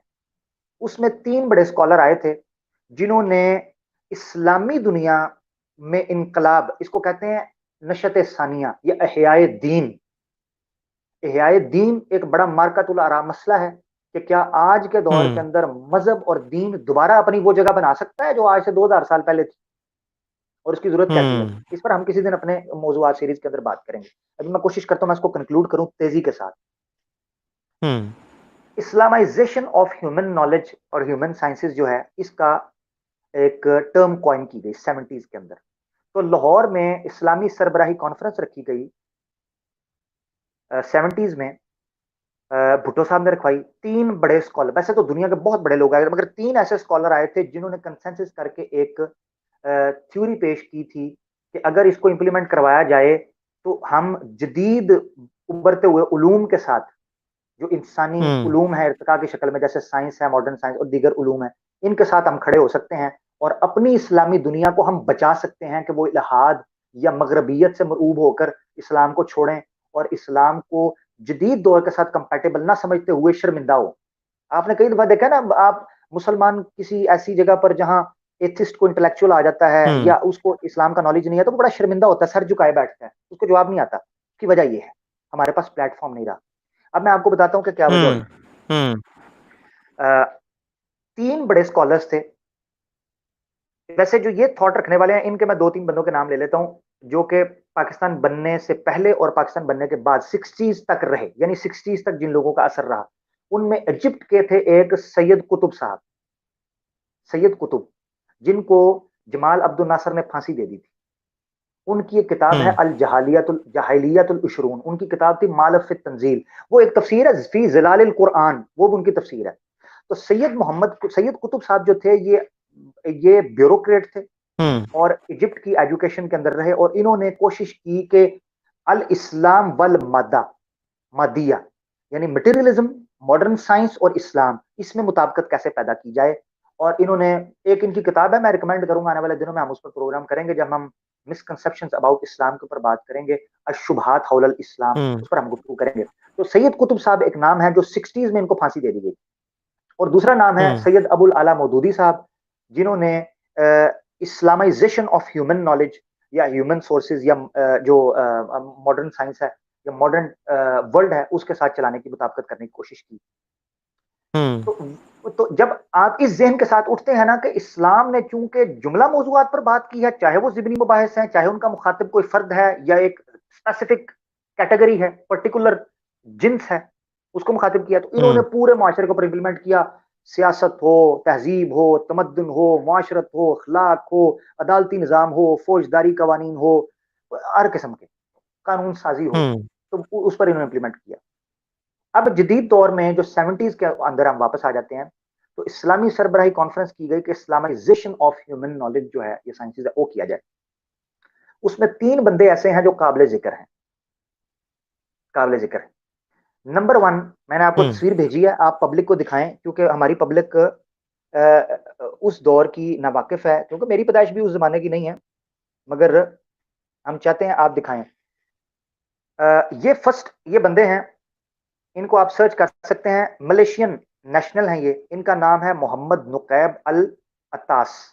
العطاس ابھی بھی زندہ ہے، 88 ان کی ایج ہے ماشاءاللہ، 1933 کی شاید غالباً ان کی پیدائش. معمر انسان ہے، ایوارڈز ملے ہیں، پاکستان سے بھی ان کو ایوارڈ ملا ہوا ہے، اقبال ایوارڈ، اقبال ایسے سینٹری، اقبال سینٹری ایوارڈ ان کو ملا ہوا ہے. انہوں نے یہ بیسیکلی تھیسس انہوں نے پیش کیا اس کانفرنس کے اندر کہ اسلامائزیشن ہونی چاہیے علوم کی، یہ تھیوری پیش کی انہوں نے. اس کو سیکنڈ کیا دوسرے اسکالر ہیں، وہ بھی آپ اپنی اسکرین پر دکھائیں، میں تفصیل میں جاؤں گا، ان کی کتابیں پڑھنے والی اسلام اور سیکولرزم وغیرہ. دوسرے اسکالر یہ تھے، یہ پیلسٹینین امریکن نیشنل تھے، پیلسٹینین اسکالر تھے. ان کا نام ہے اسماعیل راجی الفاروقی، یہ امریکن فلاسفر تھے، اسلامک تھیولوجسٹ. بہت بڑا نام ہے، بہت بڑا نام ہے. اور ان کو ان کی محنت کی وجہ سے جو یہ اسلامی دنیا کے اندر ایک علمی اور فکری انقلاب لے کر آ رہے تھے کہ وہ جدید دور کے ساتھ موافقت اور مطابقت رکھ سکیں، 1985 کے اندر ان کو پراسرار طور پر قتل کر دیا گیا ان کی وائف کے ساتھ. انہوں نے ان کی انسٹیٹیوشن ابھی بھی چل رہی ہے، پاکستان کے اندر بھی کام کریں، میں ذکر کروں. تیسرا نام ہے، وہ تصویر انفارچونیٹلی میں ڈھونڈنا چاہ رہا تھا، مجھے نہیں ملی، ایران کے تھے سید حسین نصر صاحب، سید حسین نصر شاہ صاحب، وہ میرے خیال سے زندہ ہے بھی. ان 3 نے یہ تھیوری پیش کی تھی اور انہوں نے کام بھی کیا. یہ جو آپ کو اسلامک یونیورسٹی نظر آتی ہے نا پاکستان کے اندر، اسلام آباد کیمپس جو نظر آتا ہے، یہ انہی کی عطا کرتا ہے، انہی کی تجویز ہے. اچھا جی ہاں جی.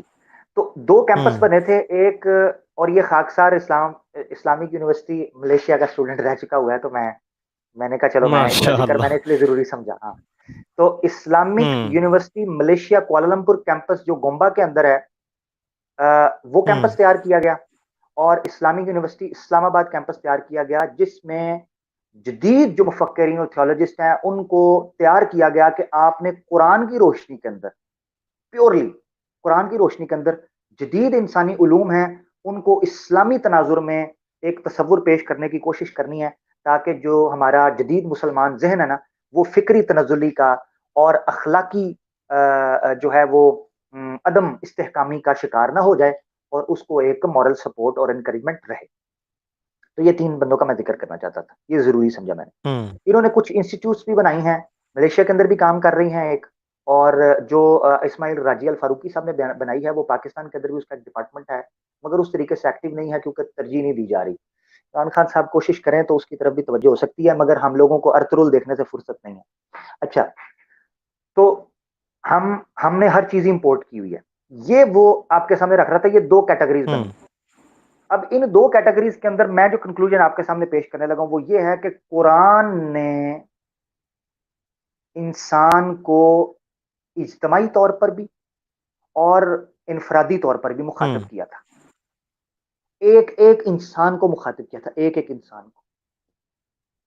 مگر ہر انسان نے اپنی بجائے کسی دوسرے کا جو مخاطبت تھا اس کے اندر ٹانگ اڑانا شروع کر دی. اسی لیے آپ دیکھتے ہیں کہ وہ کہتا ہے مجھے تشفی بخش جواب نہیں ملتا, سائنس کچھ کہتی ہے, قرآن مجھے لگتا ہے کچھ کہتا ہے, وہ اس کشمکش میں چلتا ہے, اس کشمکش میں چلتا ہے. تو میں اب کنکلوڈ کرنے لگوں اپنی بات کو اور پھر ہم لیں گے, کیونکہ ایک گھنٹہ مکمل ہو گیا, تو ہم اب سوال جواب کی طرف چلیں گے جی انشاءاللہ. جی ضرور. تو اللہ کی نشانیاں کیا تھیں؟ اللہ کی 3 بڑی نشانیاں تھیں. ایک وہ جو سائنس کی بنیاد پر چلے گا, ریشنل بلیور. نمبر 2 جو تصوف کی بنیاد پر چلے گا, خشیت اور حب, یعنی اللہ سے ڈر کر اور اللہ سے محبت کر کے.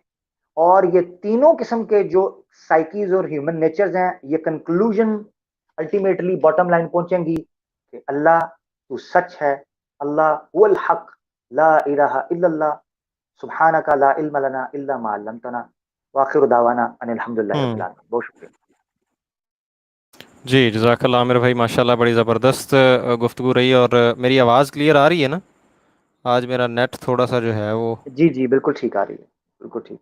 کچھ آئیں بائیں شائیں کر رہا تھا. جی بہرحال جی عزیز دوستو, اب اگر آپ لوگوں کے کوئی سوال ہوں تو نیچے لنک دیا جا رہا ہے, اس کے اوپر آ کے کر سکتے ہیں. آج کا ٹاپک میرے خیال میں کافی براڈ ہے قرآن اور ماڈرن سائنس کے حوالے سے, تو اس میں آپ لوگوں کے کچھ پچھلے شوز میں جو سوالات تھے وہ تب نہیں الاؤ کیے گئے. آج میرے خیال میں آپ ان کو پوچھ سکتے ہیں. عامر بھائی یہاں تشریف رکھتے ہیں, بیٹھے ہیں جی, آپ آ جائیں. 1 گھنٹہ مزید ہم اس کو چلائیں گے, کوشش کریں گے کہ آپ کے سوالات کے جواب دیں. اور جیسا کہ ہم نے پرومس کیا تھا, بہت جلد ہم جو ہے وہ اعتراضات کے حوالے سے وہ سیریز چلائیں گے کہ جو ایتھیسٹ وغیرہ جو لوگ ہیں اعتراضات اٹھاتے ہیں اسلام کے اوپر اور قرآن کے اوپر, ان کا جو ہے وہ جواب تو نہیں میں کہوں گا, صحیح رخ آپ کے سامنے پیش کیا جائے کہ اصل میں بات کیا ہے اور کس طرح سے گھما کے ٹویسٹ کر کے آپ کے سامنے یوں پیش کی جاتی ہے کہ جس سے یہ لگتا ہے گویا آپ کے ذہن کو یہ لگتا ہے کہ شاید کوئی پرابلم ہے اس میں, شاید جو ہے وہ قرآن اس حوالے سے کمپیٹیبل نہیں ہے یا وہ چیز غلط ہے. تو ان چیزوں کو بھی ہم دیکھیں گے انشاءاللہ.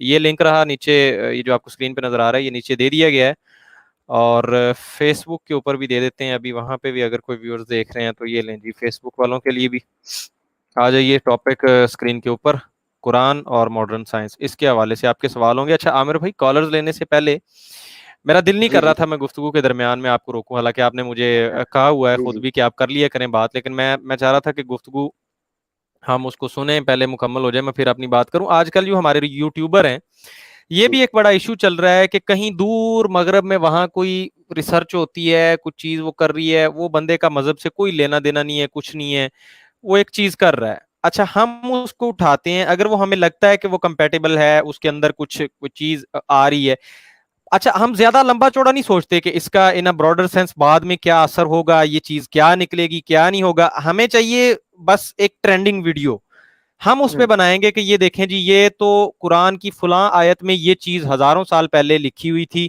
یہ لیں جی یہ ریسرچ آ گئی بھوم یہ رکھی. ایک ہی پہلو کو دیکھتے ہیں, اٹھا دیتے ہیں گویا. اچھا پھر یہ ویڈیوز دیکھ کے مارکیٹ میں ایک تاثر یہ جا رہا ہے کہ جیسے وہ ڈاکٹر ذاکر نائک رحمۃ اللہ علیہ فرماتے ہیں, قرآن is not a book of science, it is a book of science. اچھا لوگوں نے تاثر یہ دینا شروع کر دیا کہ پتہ نہیں یار سائنس کی بک ہے, ہر چیز اس کے اندر سائنس کی ہے, یہ نکال لو یہ نکل آئے گا, وہ نکال لو میڈیسن نکل آئے گی.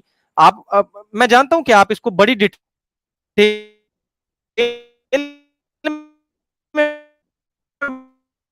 بڑے اچھے سے بیان کر چکے ہیں. وقتی طور پہ تو ہمیں نظر آ رہا ہوتا ہے ٹھیک ہے ویڈیو ٹریننگ میں چلی جائے گی, ویوز آ جائیں گے, سب کچھ ہو جائے گا, بیجا کھلوجا ہو جائے گی جناب, اور اسلام کی بھی واہ واہ ہو جائے گی.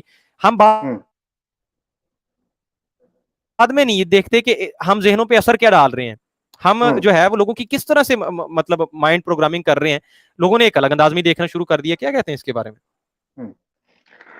یار وہ پتہ کیا, دیکھیں میں نے جیسے کہا ہے نا کہ انسان کی طبیعت جو ہے نا جس چیز سے متاثر ہوتی ہے وہ اس کو قبول کرتی ہے.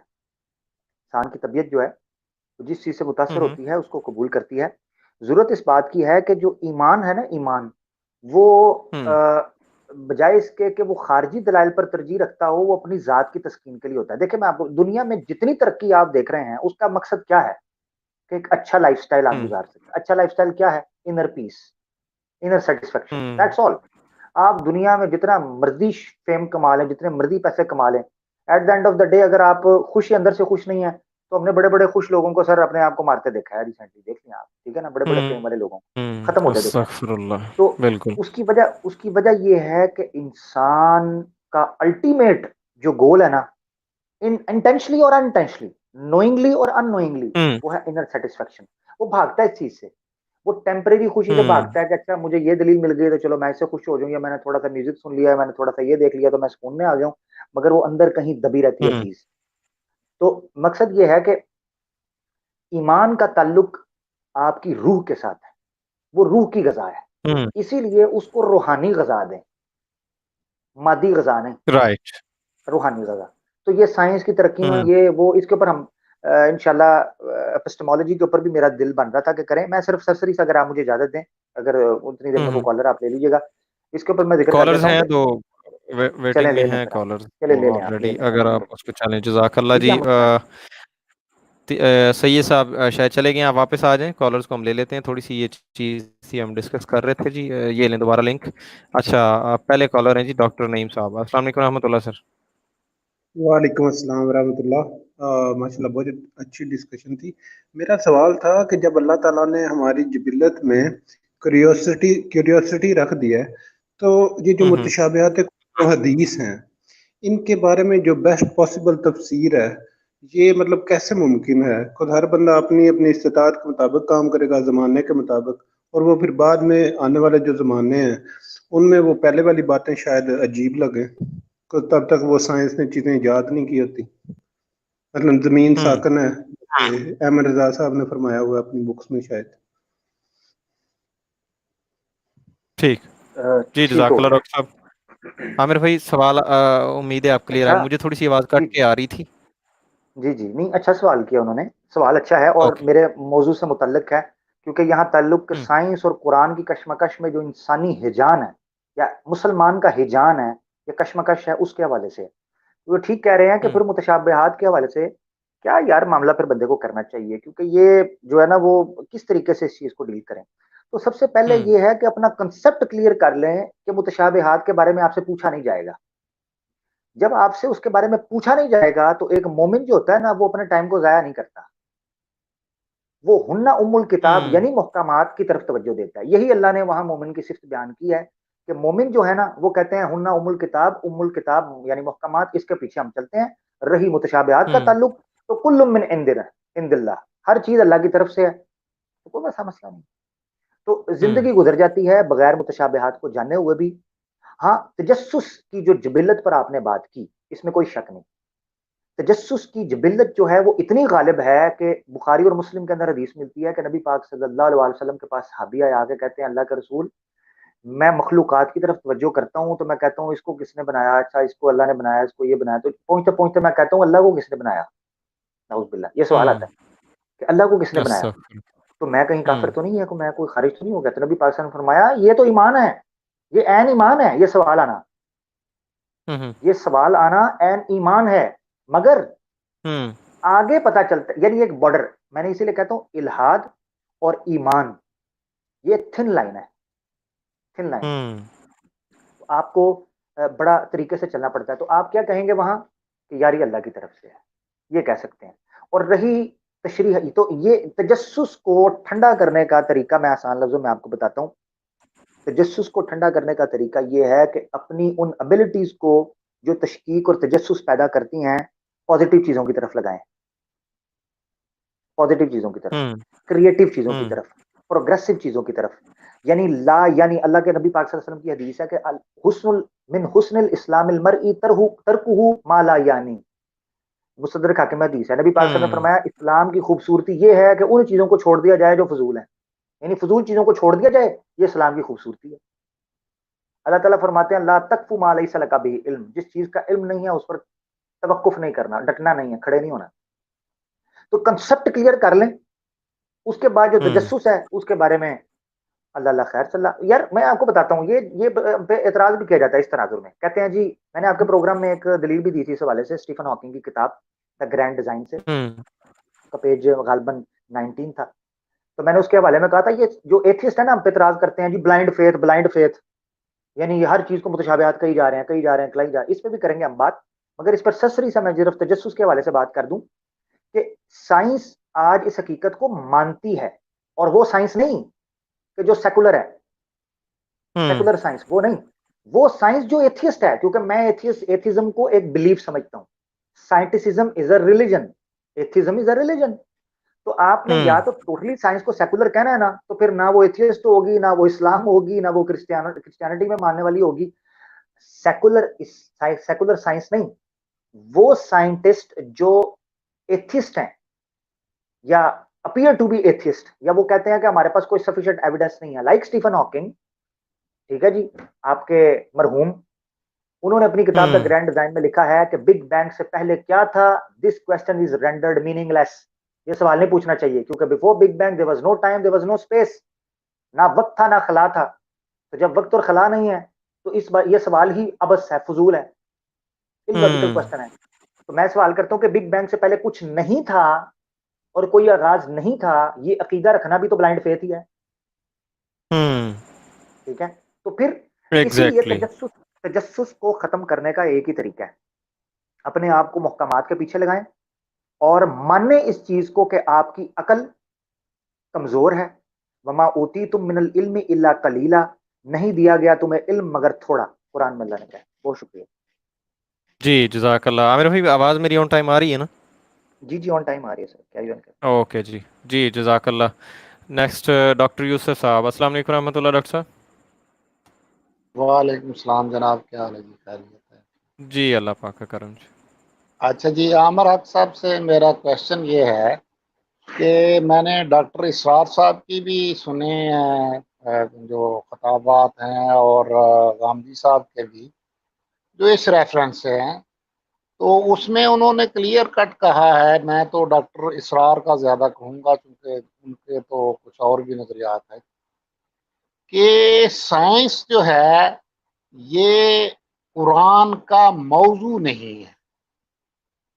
تو قرآن میں جو چیزیں بیان کی گئی ہیں وضاحت کے لیے, ان کو تو وہ اگر سائنس غلط ثابت کرنے کی کوشش کرے تو وہ تو ہو نہیں سکتی, کیونکہ وہ اللہ تعالیٰ نے جس طرح ایمبریالوجی کی ہے یا دوسری ہے, تو سائنس کا ہر اسپیکٹ جو ہے اس کو تو قرآن پاک سے جو ہے نا ہمیں تلاش نہیں کرنا چاہیے, اور نہ وہ کر سکتے ہیں کیونکہ وہ اس کا موضوع نہیں. یہ میرا کوشچن ہے. یہ تو ڈاکٹر صاحب جواب تو آپ نے میرے خیال میں خود ہی دے اسٹیٹمنٹ ہے, دیا میں ہے, اس اس پہ میں سوال کے. ہاں اسٹیٹمنٹ ہے, میں نہیں اس اسٹیٹمنٹ پہ نہیں, ہے. ایک اور ان بات کی آبزرویشن, جی ان کی آبزرویشن میں لینا چاہتا ہوں جی. ٹھیک ہو گیا, ٹھیک ہو گیا. Okay okay.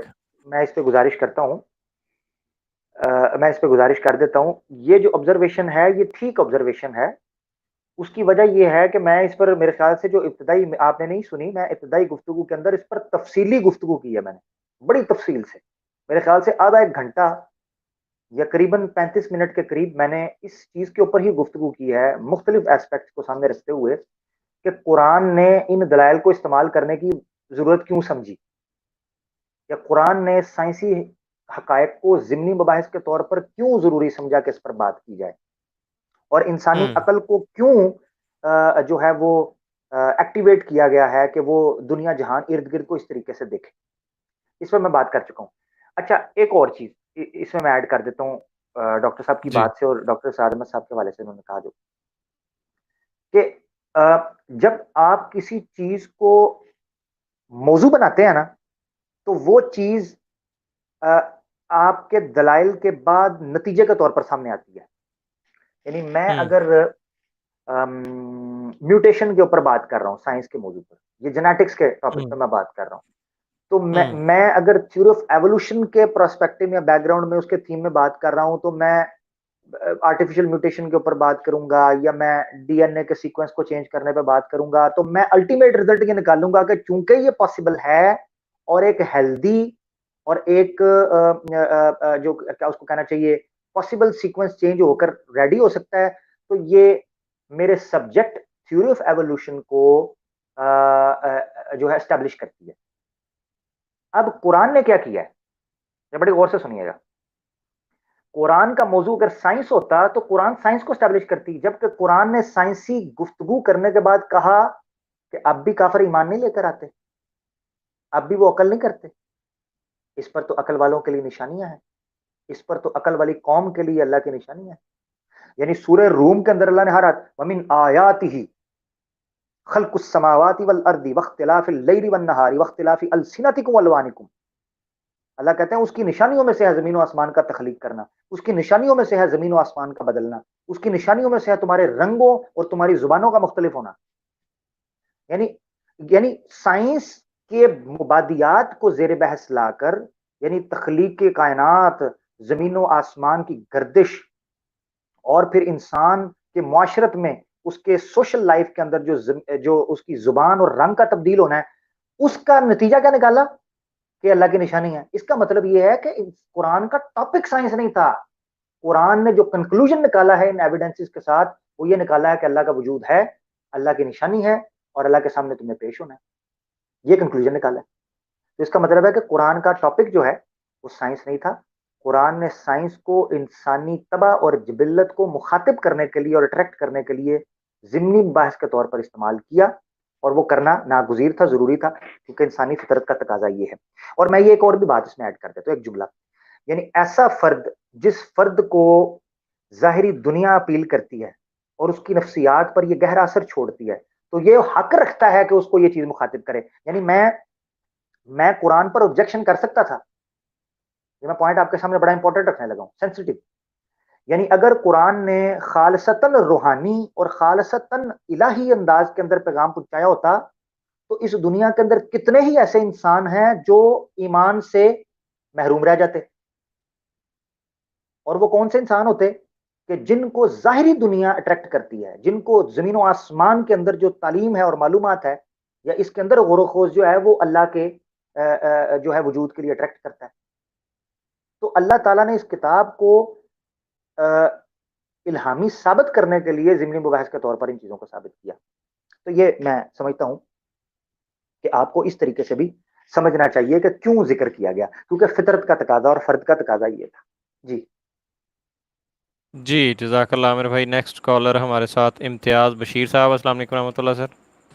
وعلیکم السلام ورحمۃ اللہ وبرکاتہ. کیا حال چال ہے؟ جی اللہ پاک کا کرم ہے. آپ یہ مائک تھوڑا سا منہ کے قریب کر لیجئے، آواز سیٹ ہو جائے گی. اب ٹھیک ہے آواز؟ میری آواز آ رہی ہے آپ کو؟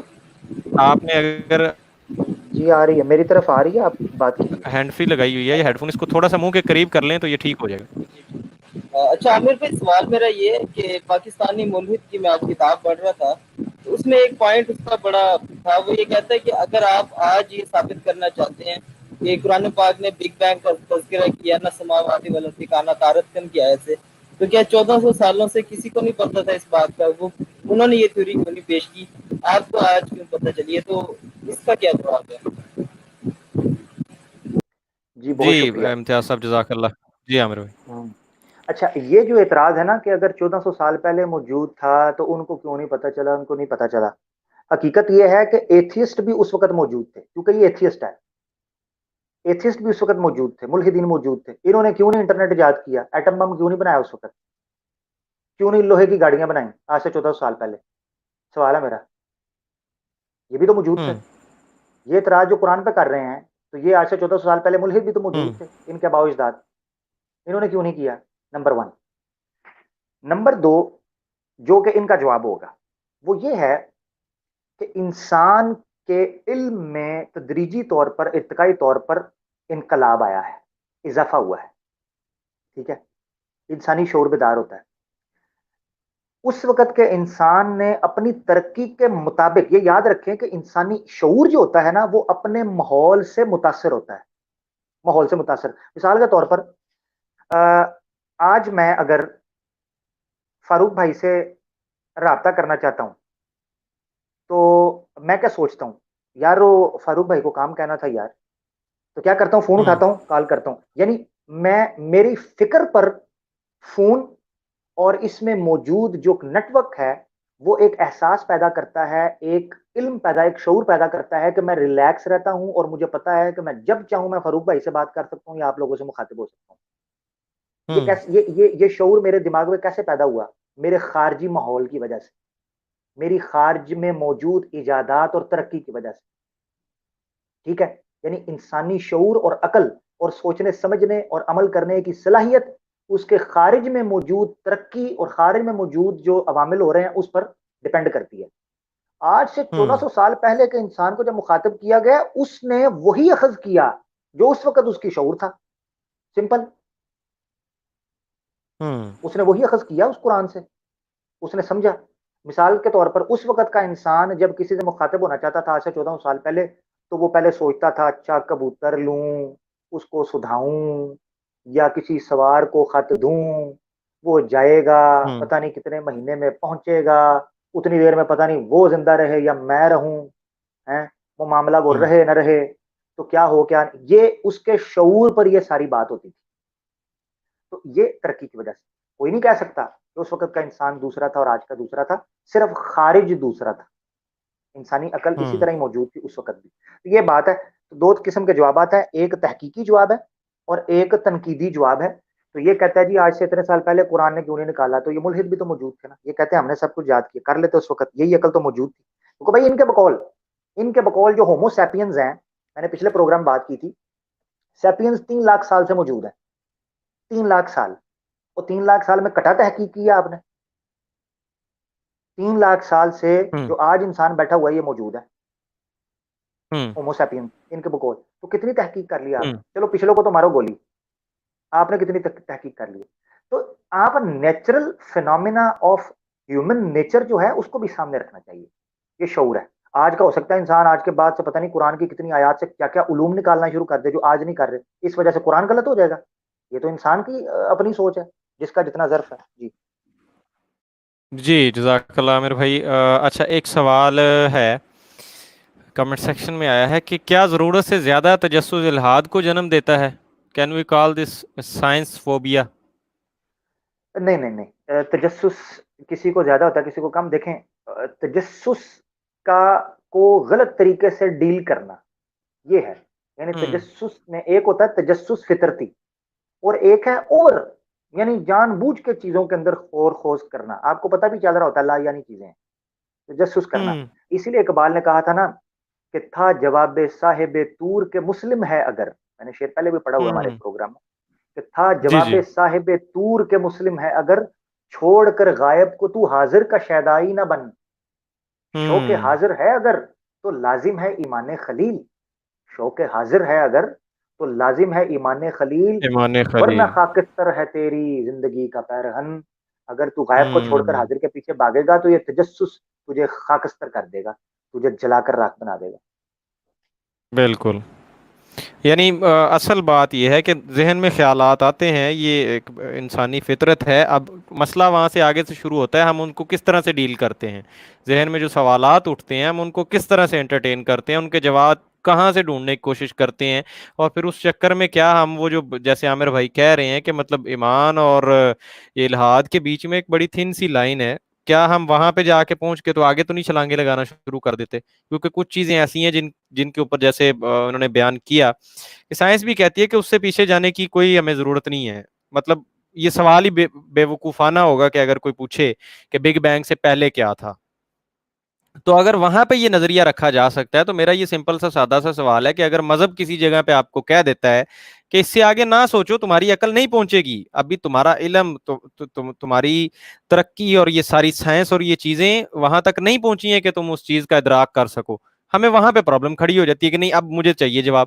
مثلا جیسے اب یہ وہ صاحب ہیں یہ مقلد ملت صاحب، وہ بڑا ایک چیز بڑی بڑھ چڑھ کے کہتے ہیں جی خدا جی وہ وائٹ ہاؤس پہ اتر کے دکھا دے میں مان جاؤں گا۔ بھیا اس چیز کو آپ کیوں نہیں ایکسیپٹ کر لیتے کہ آپ کی یہ نازک سی ننی منی آنکھیں جن کا آپ کو بڑا خیال رکھنا پڑتا ہے، ان کو آپ کو گلاسز لگانے پڑتے ہیں کہ ہلکی سی دھوپ سے بھی یہ خراب ہو سکتی ہیں، آپ ان کے ذریعے خدا کو دیکھنا چاہتے ہیں؟ کب عجیب شوق پالے ہوئے ہیں जब बात साइंस की आती है तो फिर हम मान लेते हैं कि मतलब एक्स रेज और ये वो चीजें, और कल परसों ये लगा हुआ था मतलब सूरज ग्रहण, तो उसको नहीं डायरेक्ट देखना, उससे हमें कुछ हो जाएगा, लेकिन खुदा को देखना, आओ जी व्हाइट हाउस पे आके हमें दिखाओ। तो ये चीजें आपको थोड़ा सा मतलब समझनी पड़ेगी। सही कह रहा हूँ मैं आमिर भाई? देखने जी नहीं, देखने के हवाले से मैं एक बात करता हूँ, क्या यही मुल्हिद मुकल्लिद, इसको मुकल्लिद मुल्हिद इसीलिए मैं कहता हूँ, ये जो मुकल्लिद मुल्हिद है, क्या ये कितनी अनदेखी चीजों पर सिर्फ साइंस के कहने पर ईमान नहीं रख रहा? हम्म कितनी अनदेखी चीजों के ऊपर, साल के हम्म तौर पर मरीख है, ब्लैक होल्स हैं, ठीक है, हम्म कॉस्मॉस में फैली हुई दुनिया है, बहुत सी ऐसी चीजें हैं जो साइंस ने स्टैब्लिश कर लिया है। अच्छा, इसी तरीके से रेड शिफ्ट है, चलो उसको छोड़ो, बिग बैंग, बिग बैंग किसी ने एक्सपीरियंस किया, पर्सनली देखा है बिग बैंग?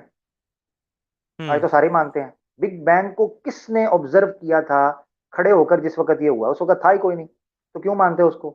यानी अगर ऐसी चीज कोई मानना है कि जो मैं अपनी आंखों से देख के मानूंगा, तो बेटा ये तो साइंटिफिक, ये साइंटिफिक भी नहीं है। इसीलिए मैं कहता हूँ एथिज्म एक मजहब है, ये दीन है, ये अकीदा है,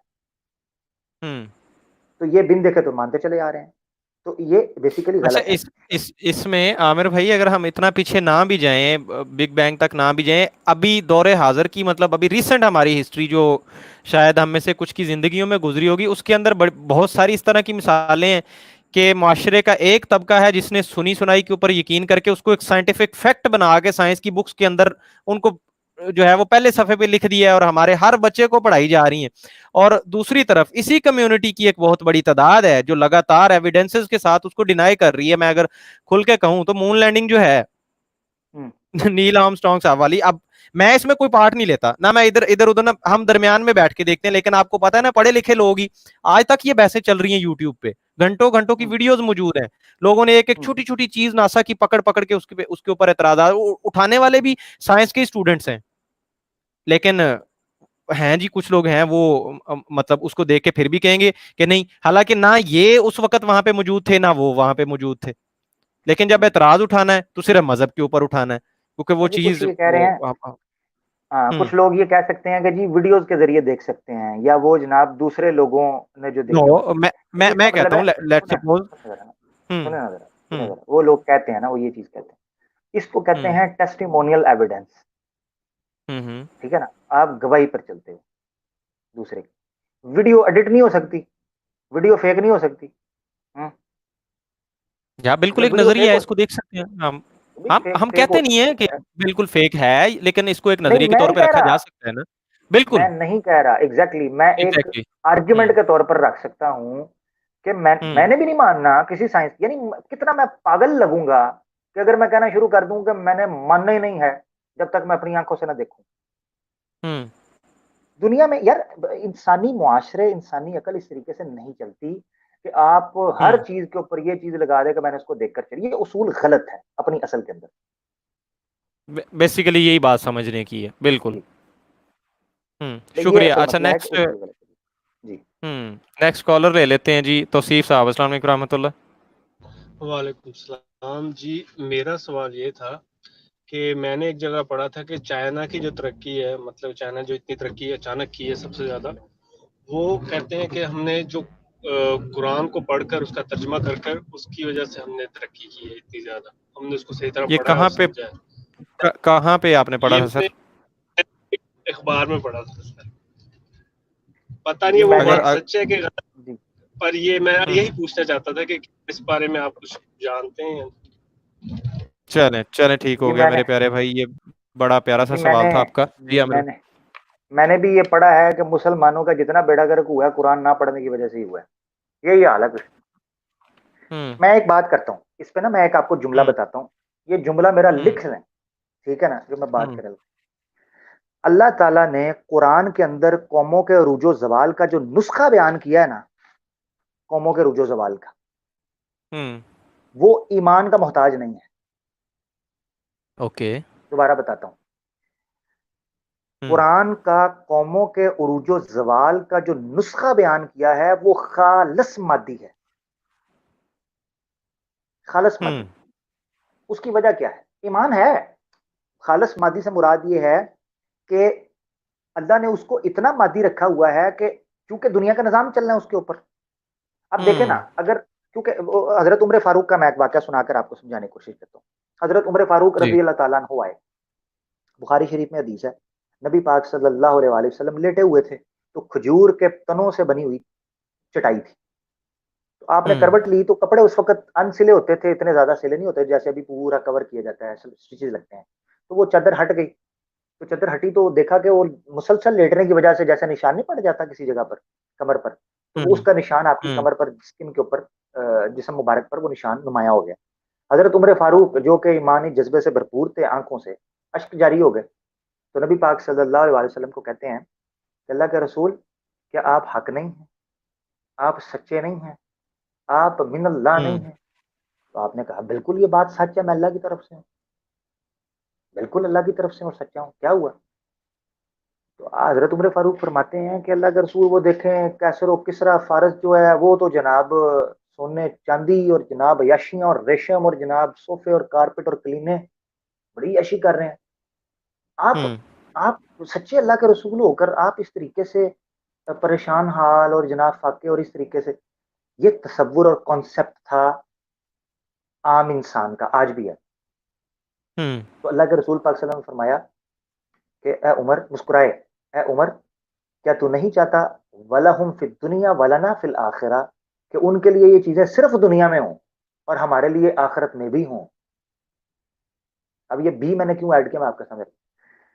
دنیا کے اندر کوئی بندہ یہ نہیں کہہ سکتا کہ میں مسلمان ہوں تو اس لیے میں ترقی کروں گا ہی کروں گا, اور ایک کافر ترقی نہیں کر سکتا, کیونکہ اللہ نے اس کو امتحان گاہ بنایا ہی اس لیے ہے کہ سب کو یکساں مواقع میسر آئیں.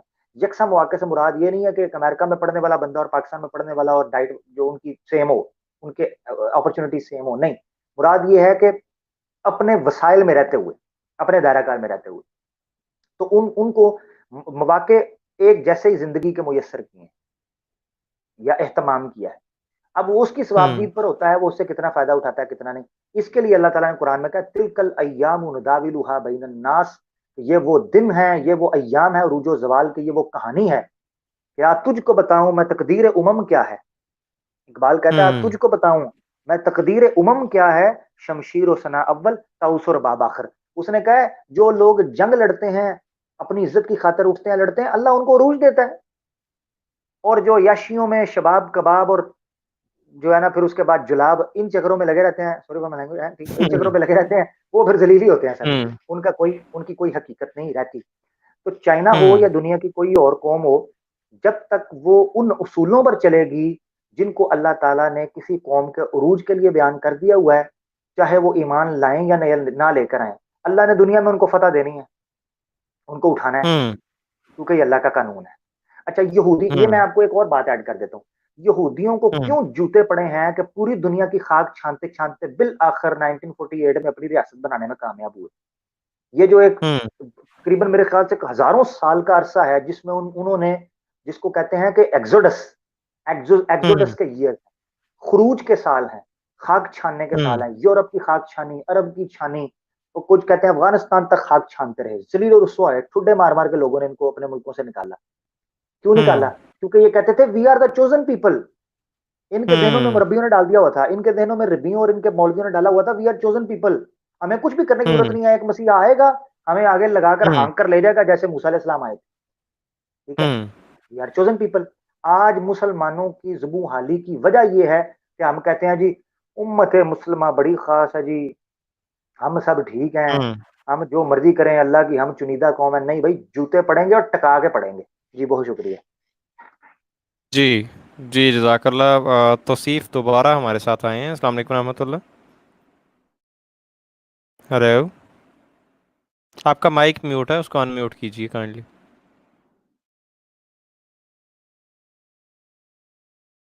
پیارے بھائی آپ کی آواز نہیں آ رہی مجھے, آپ نے پھر میوٹ کر لیا اس کو.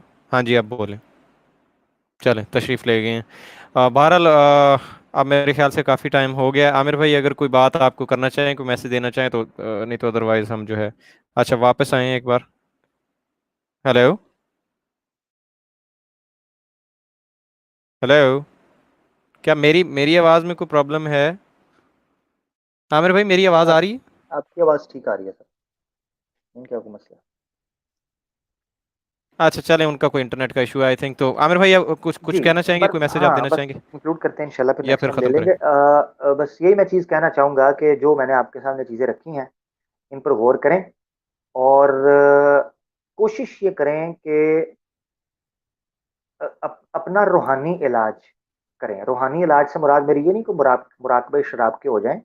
दुनिया को एंजॉय करें, हम्म ज़िंदगी को एंजॉय करें, भरपूर जिएँ। नबी पाक सल्लल्लाहु अलैहि वसल्लम का फरमान है कि अल्लाह ने जो नेमतें दी हैं, उनका असर वो चाहता है तुम्हारे जिस्मों पर नज़र आए। अच्छी लाइफ़स्टाइल गुज़ारें, हम्म ज़िंदगी अच्छी गुज़ारें। मगर